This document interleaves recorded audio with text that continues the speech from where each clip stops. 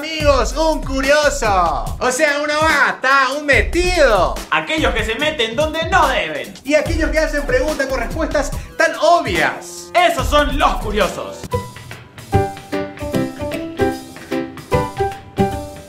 ¿Qué pide, boludo? ¿A qué puedo gritar? Ahora, la parte divertida de ser curioso es que el mismo sea incentivado por algo sexy.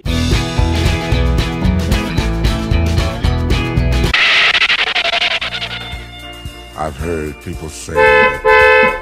Ahora, todos tenemos que saber que la curiosidad incentiva y nos lleva a hacer preguntas estúpidas. Mami, ¿qué estás haciendo? Estoy jugando vóley. ¿Qué me estás haciendo? Estoy armando las cosas para Halloween, idiota. Mami, ¿qué estás haciendo? Estoy haciendo aeróbic. Mamá, ¿por qué tantas luces? Es que me gustan Las Vegas. Hay veces que la curiosidad ayuda milagrosamente. Usted es mi compañero, Rinel, mi hijo. No. Sí, ahora con Sammy Malvita.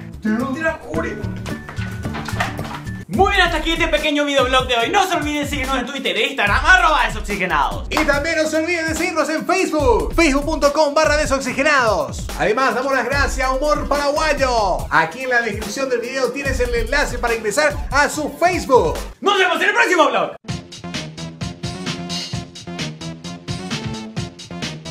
I'ma wait till the beat go in.